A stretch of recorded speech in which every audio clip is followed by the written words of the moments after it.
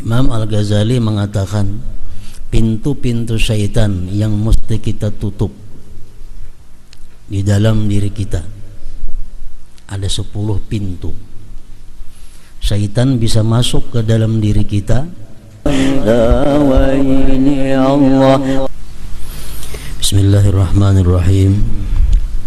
Alhamdulillahi rabbil alamin wa bihi nasta'in ala umurid dunya waddin. Wassalatu wassalamu ala sayyidil mursalin sayyidina Muhammadin wa ala alihi wa sahbihi ajma'in.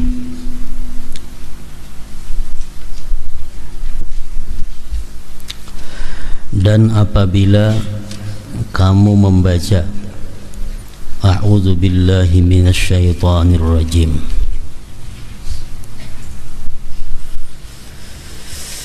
sesudah selesai membaca doa iftitah, kita disunnatkan membaca ta'awudz atau isti'azah, yaitu kalimat a'udzu billahi minasyaitonir rajim. Artinya, aku berlindung kepada Allah dari syaitan yang terkutuk, atau aku berlindung dengan Allah dari syaitan yang terkutuk. Itu arti a'udzu billahi minasyaitonir rajim. Maka ketahuilah bahwasanya syaitan itu adalah musuhmu,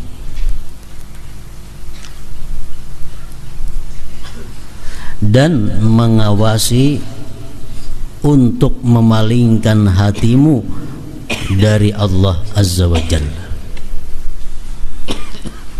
Syaitan selalu berusaha memalingkan hati kita daripada Allah Azza wa Jalla,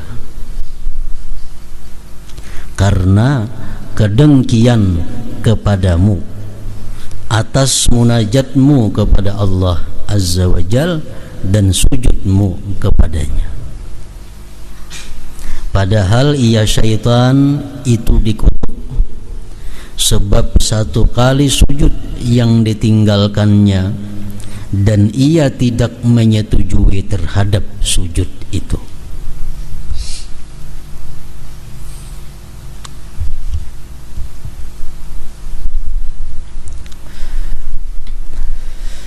Dan permohonan perlindunganmu kepada Allah Subhanahu wa ta'ala daripadanya syaitan adalah dengan meninggalkan sesuatu yang disenangi oleh syaitan dan diganti dengan sesuatu yang disukai oleh Allah Azza wa Jalla, bukan dengan semata-mata perkataanmu a'udzubillahi minasyaitonir rajim tadi.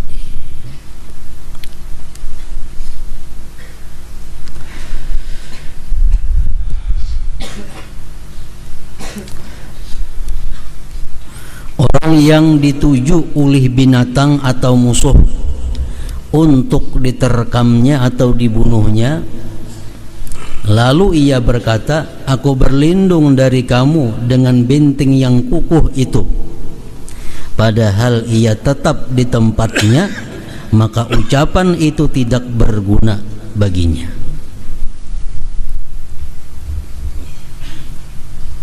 Bahkan tidak melindunginya kecuali penggantian tempat.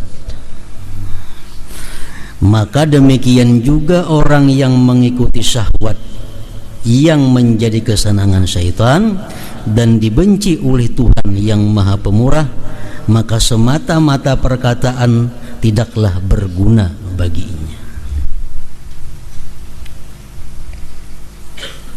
Sama halnya lawang rumah dibuka,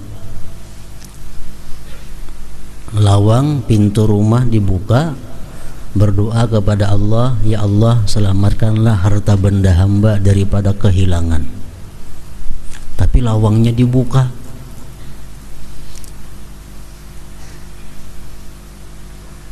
Itu persis sama dengan orang yang minta berlindung kepada Allah daripada syaitan terkutuk, tapi kehidupannya sehari-hari berbuat sesuatu yang disenangi oleh syaitan.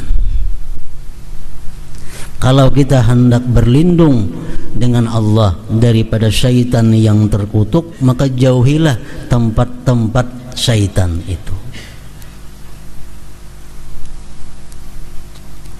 Ada harimau atau ada ular, lalu kita berdoa, ya Allah lindungilah aku daripada harimau, tapi tatap bagana kada berjauh dari tempat itu, nah itu maka perkataan itu akan sia-sia.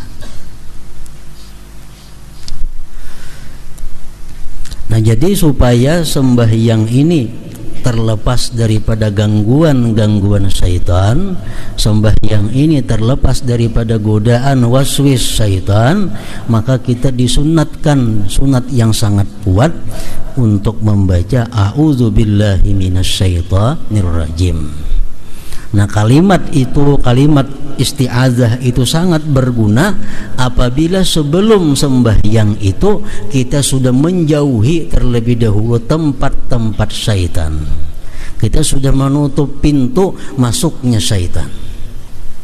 Kalau sudah pintu-pintu tempat masuknya syaitan kita tutup, lalu kita ucap a'udzubillahi minasyaitonir rajim, nah itu bermanfaat ucapan a'udzubillahi minasyaitonir rajim tadi. Imam Al-Ghazali mengatakan pintu-pintu syaitan yang mesti kita tutup di dalam diri kita ada 10 pintu. Syaitan bisa masuk ke dalam diri kita melalui salah satu di antara pintu yang 10 ini. Kalau pintu yang 10 ini kita buka, walaupun 1000 kali kita mengucap a'udzubillah, kan ada manfaatnya. Kalaupun ada manfaat, manfaatnya halus. Imam Ghazali mengatakan pintu syaitan masuk ke dalam diri kita itu pertama lewat ghadab. Nah, lewat ghadab artinya apa? Marah.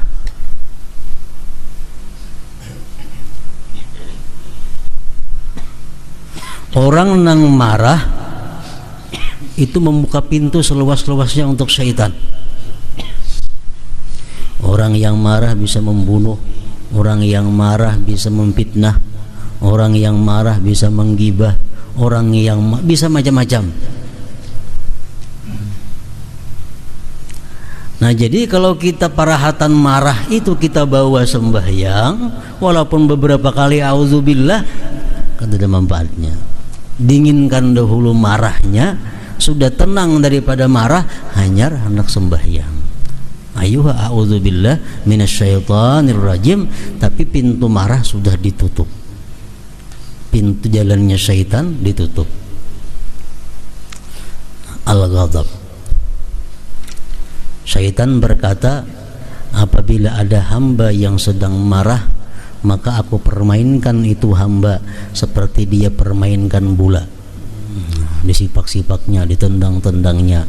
Kayak itulah orang yang sedang marah dipermainkan oleh syaitan seperti kanak-kanak main bola itu. Itu orang marah, kada ingat lagi norma-norma, kada ingat lagi undang-undang agama, kada tahu lagi ini kuitan, kada tahu lagi ini mintuha, kada tahu lagi ini laki. Bila sudah sarik, nah ghadab itu pintu syaitan. Makanya sembahyang jangan sekali-kali kalau hati masih membara, hati masih marah, jangan sembahyang dulu, karena itu masukan syaitan.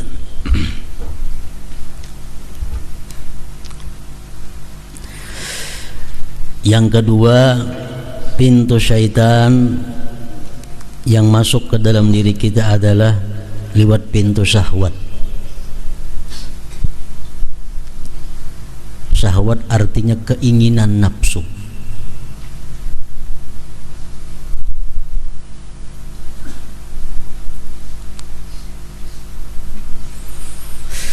Orang yang sudah membuka pintu syahwat ini berarti membuka syaitan masuk ke dalam dirinya. Dengan syahwat itu orang bisa melakukan zina. Dengan syahwat orang bisa memakan barang nang kada halal. Dengan syahwat dia bisa minum minuman yang dilarang karena meluluskan apa yang diingininya. Nah, kalau kita parahatan ada syahwat itu jangan sembahyang dulu. Kendalikan dulu syahwat. Makanya kata Rasulullah, kalau engkau hendak makan, makanlah dulu, hanya sembahyang. Kenapa? Karena syahwat di situ ada hendak makan. Kalau kita hendak makan, makanannya sudah siap, kita sembahyang berdahulu, parut lapar, makanan siap, sembahyang berdahulu, walaupun a'udzubillah tetap peganangan di makanan itu. Walaupun a'udzubillahi minasyaitonirrajim. Kenapa? Karena pintu syaitannya dibuka lewat syahwat tadi.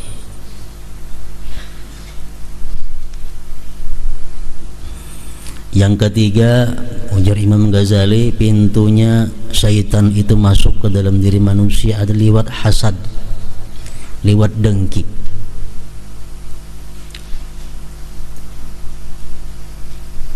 Orang yang dengki, nah, membuka pintu luas syaitan masuk ke dalam dirinya. Orang dengki mau membunuh, orang dengki mau memfitnah, orang dengki mau menyakiti segala macamnya. Bila di hati kita ada dengki, kita biarkan, sama halnya kita membiarkan syaitan untuk masukkan ke dalam diri kita. Nah, jadi parahatan kita masih ada dengki dengan seseorang, jangan hendak sembahyang dulu. Diamkan dulu dengkinya, tobat dahulu daripada dengkinya, hanya sembahyang. Supaya a'udzubillahi minasyaitonirrajim itu berguna, bermanfaat. Yang keempat, pintu masuk syaitan ke dalam diri kita yang mesti ditutup adalah tamak. Tamak artinya kadang merasa cukup dengan apa yang ada.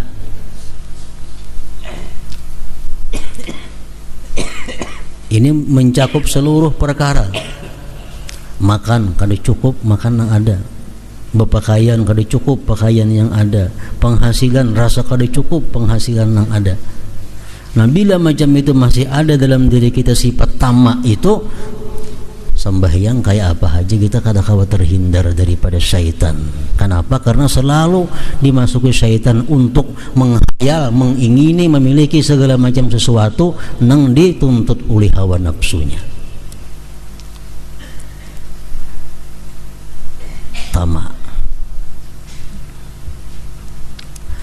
Yang kelima, asyiba minat ta'am walau halala. Kenyang dari makanan walaupun makanan yang halal.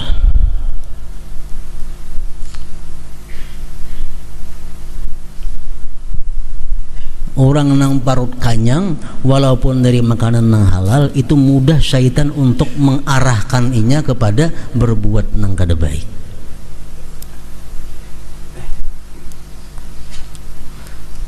Jadi artinya kalau sembahyang itu parut lapar jangan, kanyang jangan. Parut lapar berpikir makan gak sembahyangnya, parut kanyang lapah pulang sembahyangnya. Nah, jadi kalau sembahyang itu supaya jangan terganggu dengan urusan itu antara kanyang lawan lapar. Dan agama pun menganjurkan demikian juga. Kalau kita makan, makanlah jangan sampai kenyang. Nah, karena bila sudah makanan itu kanyang, berarti kita membuka syaitan masuk ke dalam diri kita. Yang keenam, Imam Ghazali, pintu syaitan lagi hubbut tazayyun, suka berhias. Orang ini suka aksi.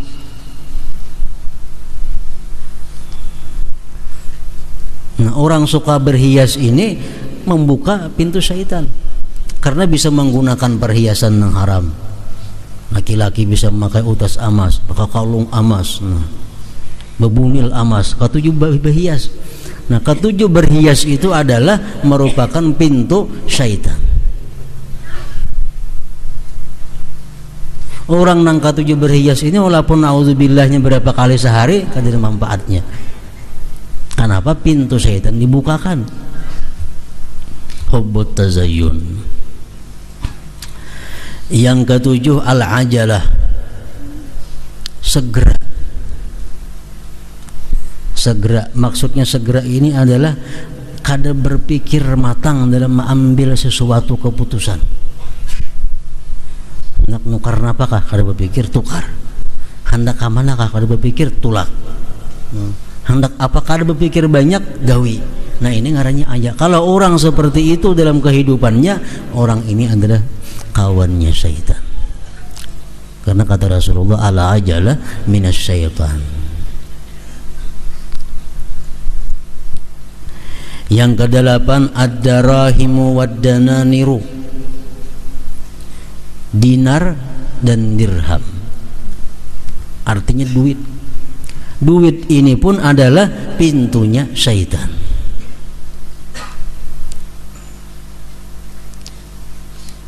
Orang yang sangat cinta kepada duit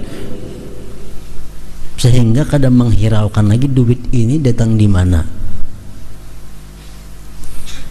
Apakah duit ini datangnya di jalan yang haram, apakah duit ini datangnya di jalan yang halal, kada ada urusan. Karena apa? Karena sudah sangat cinta lawan duit itu. Yang penting ada duit. Nah itu membuka syaitan masuk ke dalam diri kita. Yang kesembilan pintu syaitan, al-bukhlu. Bukhul artinya apa? Kikir.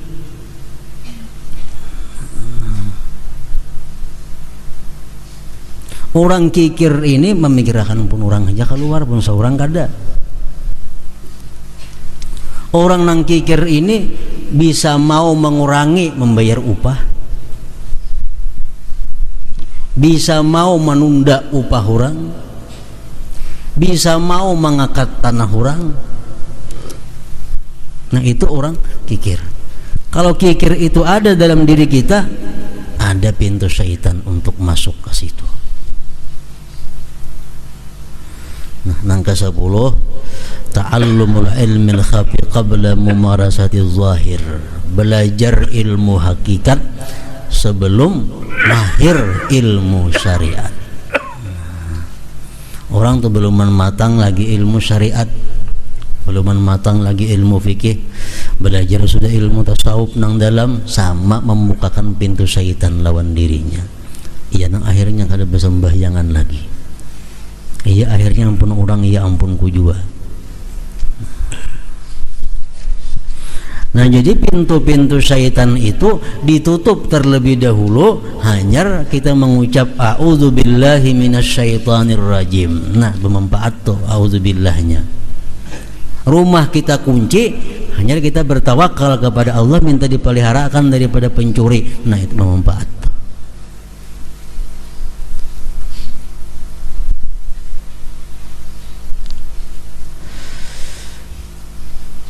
Maka demikian juga orang yang mengikuti syahwat yang menjadi kesenangan syaitan dan dibenci oleh Tuhan yang Maha Pemurah, maka semata-mata perkataan a'udzubillahi minasyaitonirrajim tidaklah berguna baginya.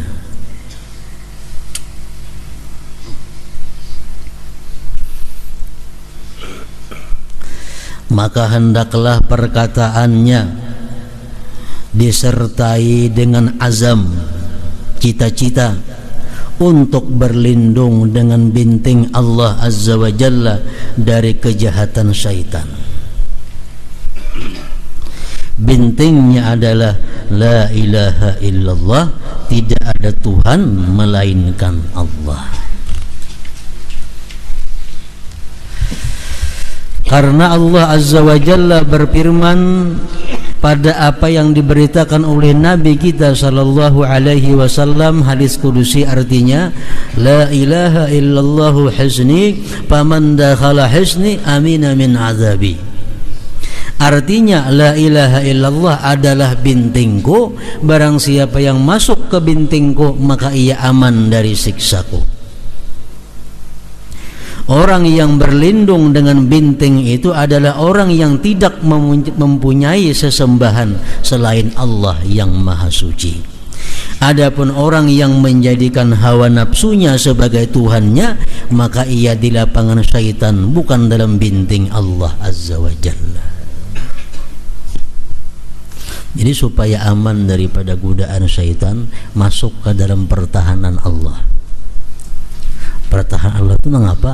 La ilaha illallah. Hadis kudusi mengatakan Allah berfirman, la ilaha illallah itu adalah bintingku. Siapa yang masuk ke situ aman daripada segala-galanya. Nah, kayak apa cara masuk ke dalam binting Allah nang la ilaha illallah tadi?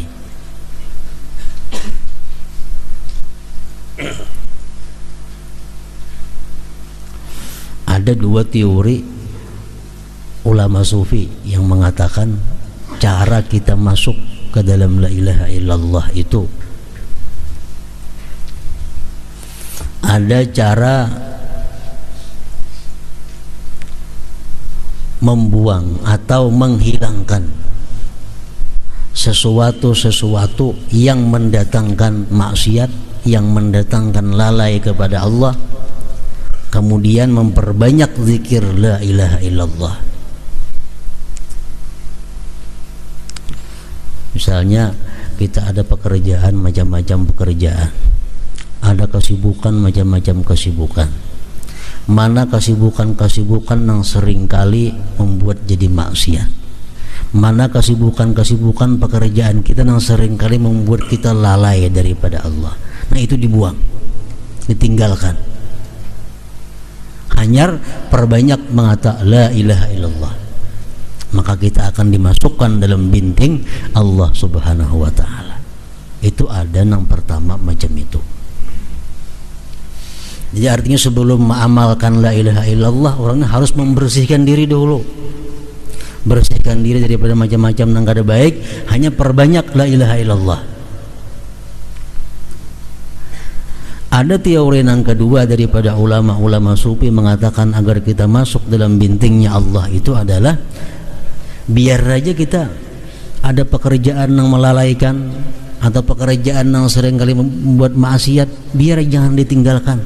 Cuma satu, perbanyak la ilaha illallah, mengucapnya sebanyak-banyaknya sehari, misal 12.000 atau 24.000. Maka dengan tersendirinya pekerjaan yang kada baik tidak akan tertinggalkan.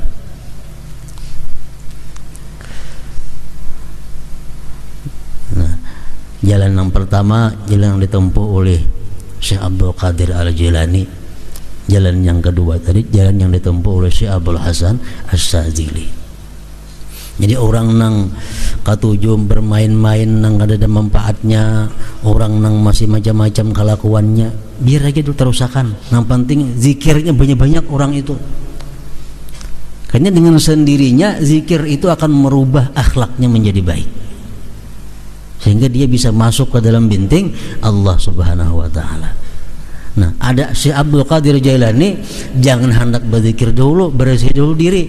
Gawian yang seringkali maksiat ampihi, pekerjaan-pekerjaan yang melalaikan daripada Allah tinggalkan. Nah, hanyar baru mulai berzikir.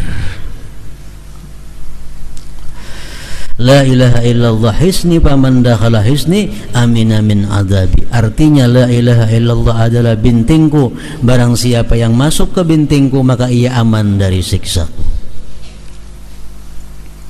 Orang yang berlindung dengan binting itu adalah orang yang tidak mempunyai sesembahan selain Allah yang Maha Suci. Adapun orang yang menjadikan hawa nafsunya sebagai Tuhannya, maka ia dilapangkan syaitan, bukan di dalam binting Allah Azza wa Jalla.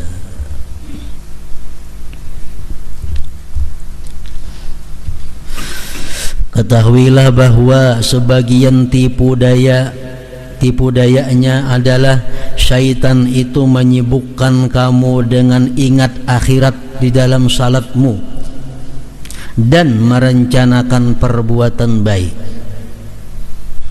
agar syaitan dapat menghalangi kamu dari memahami apa yang kamu baca.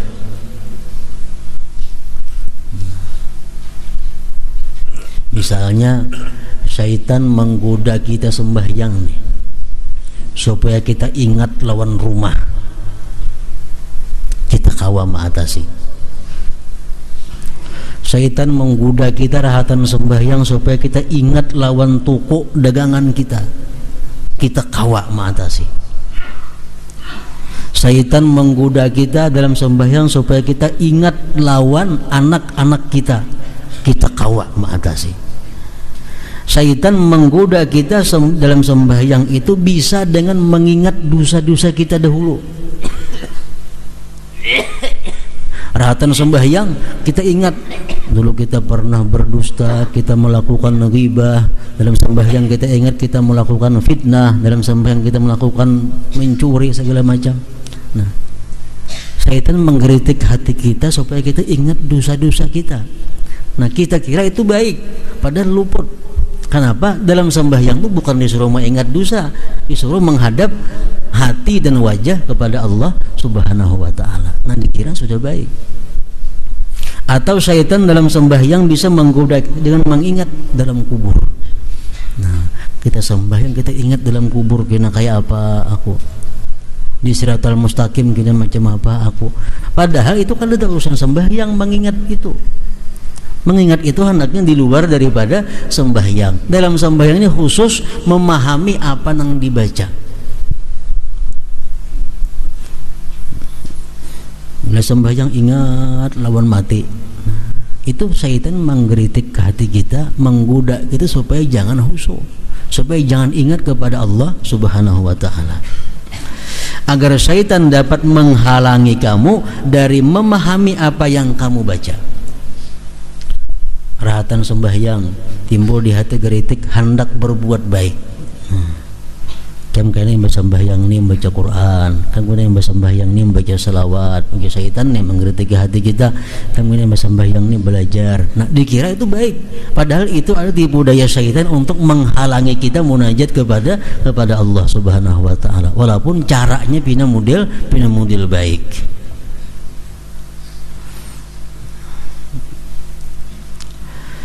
Ketahuilah bahwa segala sesuatu yang menyibukkan kamu dari memahami makna apa yang kamu baca itu adalah was-was ngarannya, bukan khusyuk. Misal mulut kita membaca iyyaka na'budu wa iyyaka nasta'in, itu hati kita mesti paham bahwa hanya kepada Engkau ya Allah kami menyembah, hanya kepada Engkau ya Allah kami minta pertolongan. Lain pada itu was-was ngarannya. Waktu kita mengucap iyyaka na'budu wa iyyaka nasta'in, hati sadih keingatan mati. Nah, itu salah nih tuh. Lain tempatnya mengingat mati di situ. Itu was-was syaitan ngarannya. Ketahuilah bahwa segala sesuatu yang menyibukkan kamu dari memahami makna apa yang kamu baca itu adalah was-was.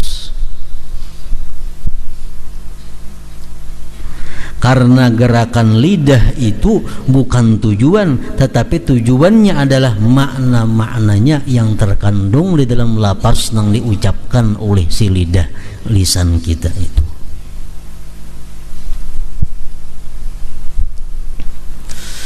Adapun bacaan, maka manusia padanya ada 3 golongan.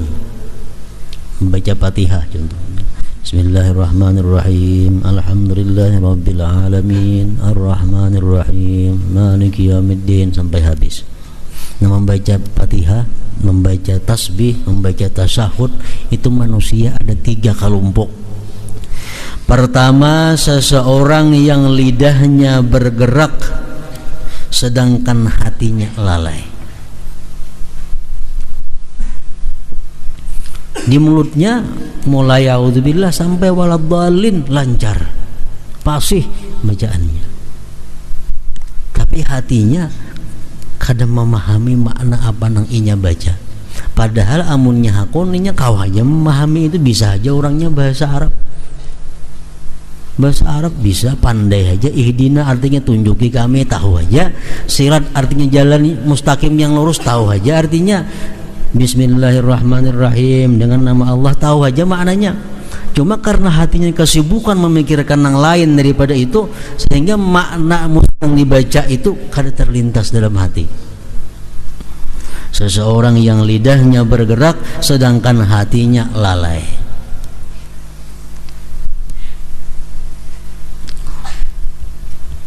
Nah, yang kedua, seseorang yang lidahnya bergerak sedangkan hatinya mengikuti lidah. Maka ia memahami dan mendengar daripadanya seolah-olah ia mendengar dari orang lain. Ini adalah derajat ashabul yamin, golongan kanan, paling rendah derajat. Yang pertama tadi kada berderajat itu ngarannya.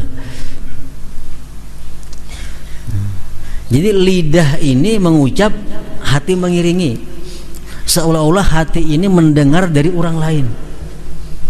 Misal di mulut kita, a'udzubillahi minasyaitonirrajim. Nah, hati mendengarkan dan hati memahami, aku berlindung dengan Allah dari godaan syaitan yang terkutuk. Bismillahirrahmanirrahim. Nah, hati mengikuti lisan. Bismillahirrahmanirrahim. Hati dengan nama Allah yang Maha Pengasih, Maha Penyayang. Alhamdulillahirabbil alamin. Dalam hati segala puji bagi Allah Tuhan semesta alam. Ar-Rahmanir-Rahim, yang Maha Pengasih. Jadi begitu kalimat dibaca, hati mengiringi. Kalimat dibaca, hati mengiringi. Nah, ini adalah ashabul yamin. Ini selamat ini orang. Dan seseorang yang hatinya mendahului kepada makna-makna terlebih dahulu, kemudian lidah melayani hati lalu menterjemahkannya, maka dibedakan keadaan lidah itu juru terjemah hati atau lidah itu menjadi guru hati. Kalau yang pertama tadi, lidah menjadi guru hati. Bismillahirrahmanirrahim, di hati dengan nama Allah yang Maha Pengasih lagi Maha Penyayang. Alhamdulillahirabbil alamin, di hati segala puji bagi Allah. Itu ngarannya lidah gurunya oleh hati. Nah, ada golongan yang ketiga, ini adalah orang yang hatinya mendahului kepada makna-makna terlebih dahulu, kemudian lidah melayani hati lalu menterjemahkannya. Jadi sebelum mengucap a'udzubillah, hatinya sudah berkata, aku berlindung dengan Allah dari godaan syaitan yang terkutuk. A'udzubillahi minasyaitonirrajim, dengan nama Allah yang Maha Pengasih lagi Penyayang. Bismillahirrahmanirrahim, segala puji bagi Allah. Di hati ini paham, hati sudah mengerti, lalu diucapkan alhamdulillahirabbil alamin. Di hati lagi, Allah itu Maha Pengasih, Maha Penyayang. Ar-Rahmanir-Rahim, Tuhanku itu Raja pada hari kiamat. Maliki yaumiddin. Nah, jadi mulut ini berguru lawan hati. Orang-orang yang dikatakan kepada Allah al-muqarrabun, lidah mereka adalah juru terjemah yang mengikuti hati dan hati tidak mengikutinya. Nah, ini tingkatan yang lebih tinggi lagi artinya. Kalau kita kawa macam itu, minimal kita mesti kawa hati mengiringi lidah. Nah, biar lidah berdahulu tapi hati mengikuti. Kalau kita kada kawa hati berdahulu hanyar lidah.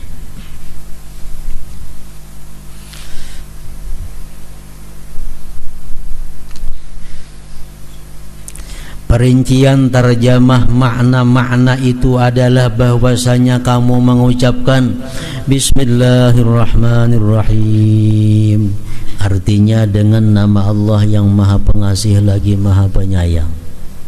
Kalau orang muqarrabin, maknanya berdahulu dalam hati sudah ada, hanya diucapkan di mulut Bismillahirrahmanirrahim. Kalau orang ashabul yamin, di mulut berdahulu Bismillahirrahmanirrahim, dalam hati hanya menyadari, dengan nama Allah yang Maha Pengasih lagi Maha Penyayang. Artinya dengan nama Allah yang Maha Pengasih lagi Maha Penyayang, maka niatkanlah dengannya untuk mendapat berkah, untuk permulaan membaca kalam Allah yang Maha Suci, dan pahamilah bahwasanya maknanya seluruh urusan itu dengan Allah yang Maha Suci. Jadi Bismillahirrahmanirrahim, dengan nama Allah yang Maha Pengasih lagi Maha Penyayang, aku mulai sembahyang ini. Dengan nama Allah yang Maha Pengasih lagi Maha Penyayang, aku mulai membaca surat Al-Fatihah ini. Terus semakin luas pengetahuan kita, semakin banyak tafsir yang terkandung di dalamnya. Bismillahirrahmanirrahim itu.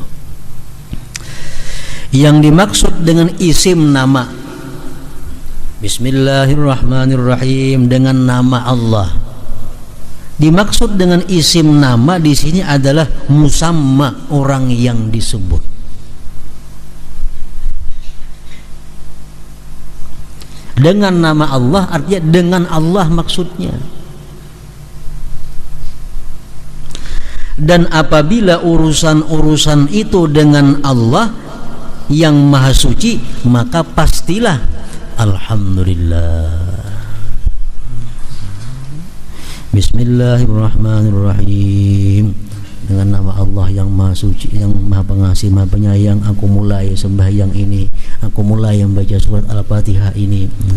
Alhamdulillahirabbil alamin, segala puji bagi Allah, Tuhan semesta alam.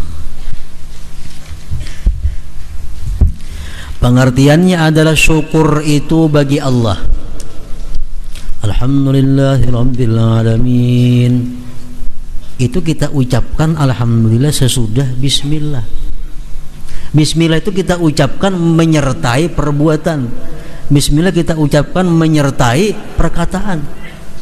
Dengan nama Allah yang maha pengasih penyayang, aku mulai ini sembahyang ini. Nah, kita bisa bergerak sembahyang, kita bisa membaca Fatihah, itu karena nikmat dari Allah Subhanahu wa taala. Makanya kalimat berikutnya, alhamdulillahirabbil alamin, segala puji bagi Allah Tuhan semesta alam. Pengertiannya adalah syukur itu bagi Allah karena segala nikmat itu dari Allah. Dan barang siapa yang berpendapat nikmat itu dari selain Allah, atau dengan syukur ia maksudkan selain Allah yang maha suci, bukan karena ia dikuasakan dari Allah Azza wa Jal, maka dalam membaca tasmiyah Bismillahirrahmanirrahim dan tahmid Alhamdulillahirabbil alamin itu kurang.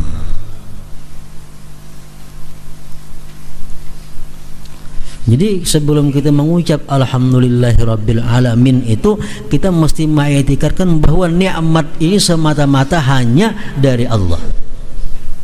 Hanya keluar alhamdulillahirabbil alamin. Menurut kadar berpalingnya kepada selain Allah Ta'ala. Apabila kamu membaca Ar-Rahmanir-Rahim, artinya yang maha pengasih lagi maha penyayang, maka hadirkanlah di dalam hatimu akan seluruh balas kasihnya agar jelas rahmatnya bagimu.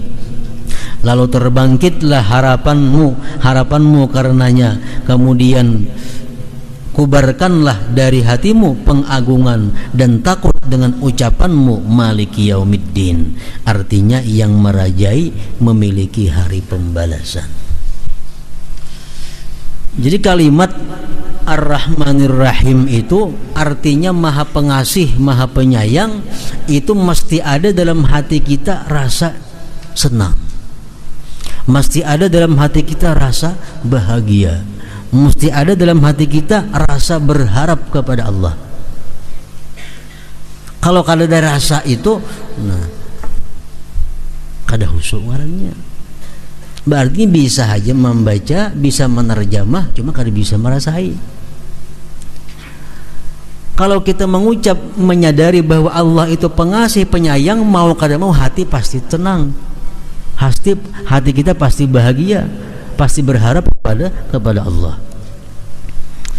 Nah, maka hadirkanlah di dalam hatimu akan seluruh balas kasihnya agar jelas rahmatnya bagimu, lalu terbangkitlah harapanmu karenanya.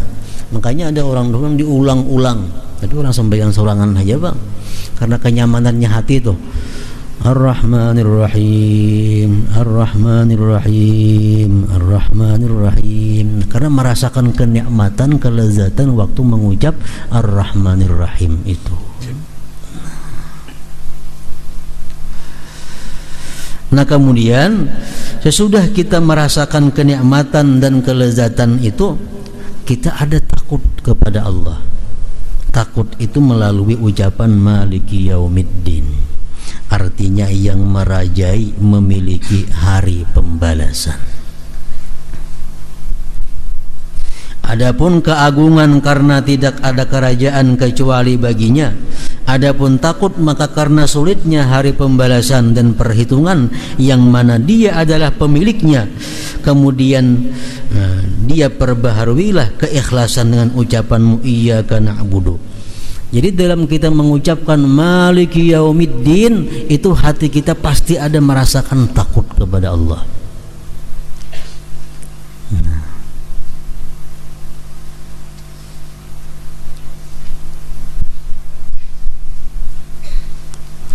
Kemudian perbaharuilah keikhlasan dengan ucapanmu iyyaka na'budu, artinya hanya kepadamu kami menyembah. Dan perbaharuilah kelemahan dan kebutuhan dan kekusungan dari daya dan kekuatan dengan ucapanmu wa iyyaka nasta'in, artinya hanya kepadamu kami memohon pertolongan. Dan yakinlah bahwasanya tidak mudah ketaatan bagimu kecuali dengan pertolongannya. Dan dia mempunyai anugerah jasa, karena Allah telah memberi pertolongan kepadamu untuk taat kepadanya, dan dia menjadikan kamu khidmat untuk beribadah kepadanya, dan dia menjadikan kamu ahli munajat kepadanya.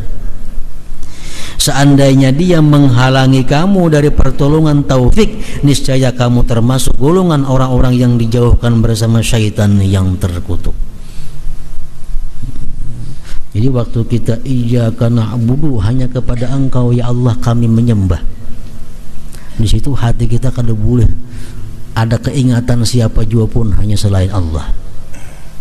Wa iyyaka nasta'in, hanya kepada Engkau kami ya Allah minta pertolongan. Nah di situ ada hati kita merasa kerendahan, minta tolong kepada Allah. Di situ ada hati kita berharap-harap kepada Allah diberi pertolongan melalui wa iyyaka nasta'in itu. Kemudian apabila kamu selesai dari ta'awuz, a'udzubillahi minasyaitonirrajim, dan ucapanmu bismillahirrahmanirrahim, dari tahmid alhamdulillahi rabbil alamin, dan dari menampakkan kebutuhan untuk mohon pertolongan secara mutlak, maka tentukanlah permohonanmu dan janganlah kamu memohon kecuali sepaling penting kebutuhanmu, dan bacalah ihdinas siratal mustaqim wa iyyaka nasta'in, kepada Engkau minta tolong ya Allah. Minta tolong nang apa? Ihdinas siratal mustaqim, tunjuki kami, tunjukkanlah kami jalan yang lurus yang menuntun kami ke sisimu dan menyampaikan kami kepada keridhaanmu. Dan tambahkanlah dengan penjelasan, perincian, penguatan dan contoh dengan orang-orang yang telah mendapatkan nikmat hidayah dari para nabi, siddiqin, syuhada dan salihin, bukan orang-orang yang dimurkai, yaitu orang-orang kafir, orang-orang yang menyimpang dari orang-orang Yahudi dan orang-orang Nasrani. Ihdinas siratal mustaqim, tunjuki kami jalanmu yang lurus, tunjukilah kami jalan yang lurus. Jalan lurus itu jalan yang macam apa? Siratal ladzina an'amta alaihim, jalan yang telah, jalan mereka orang-orang yang telah kau berikan nikmat mereka itu, para nabi, para salihin, para syuhada. Ghairil maghdubi alaihim waladdallin, bukan jalannya orang-orang yang dimarahi Allah, bukan jalannya orang-orang yang tersesat. Itu penjelasan daripada yang kita minta kepada Allah, ihdinas siratal mustaqim tadi. Kemudian mohonkanlah perkenan dan bacalah amin, artinya perkenankanlah. Jadi itulah Fatihah dari awal sampai akhir. Di situ ada mendatangkan kenyamanan hati, kebahagiaan hati, ada mendatangkan ketakutan hati, ada mendatangkan berharapnya hati, ada mendatangkan mohon pertolongan kepada Allah. Segalanya tercakup dalam surat Al-Fatihah itu.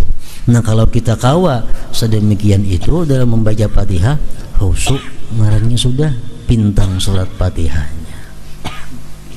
Dan khusyuk itu kada sama antara satu dengan yang lain. Kalau kita membaca bismillahirrahmanirrahim, hati kita ke pasar, itu kada khusyuk sudah. Kalau kita membaca Bismillahirrahmanirrahim, hati kita dengan nama Allah yang Maha Pengasih, Maha Penyayang, aku mulai munajatku kepada Allah, atau aku mulai sembahyangku, aku mulai bacaanku. Nah, kalau macam itu sudah dapat bagian khusyuk. Tapi kalau kita begitu menyebut nama Allah Ar-Rahman Ar-Rahim, kita dalam hati kita ada senang, kita ada bahagia, itu lebih tinggi lagi derajat khusyuknya.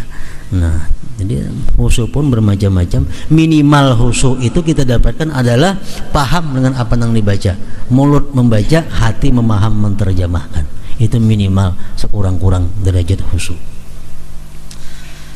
Nah, gitu. Apabila kamu telah membaca Al-Fatihah demikian itu, maka diserupakan kamu menjadi termasuk golongan orang-orang yang mana Allah Ta'ala berfirman,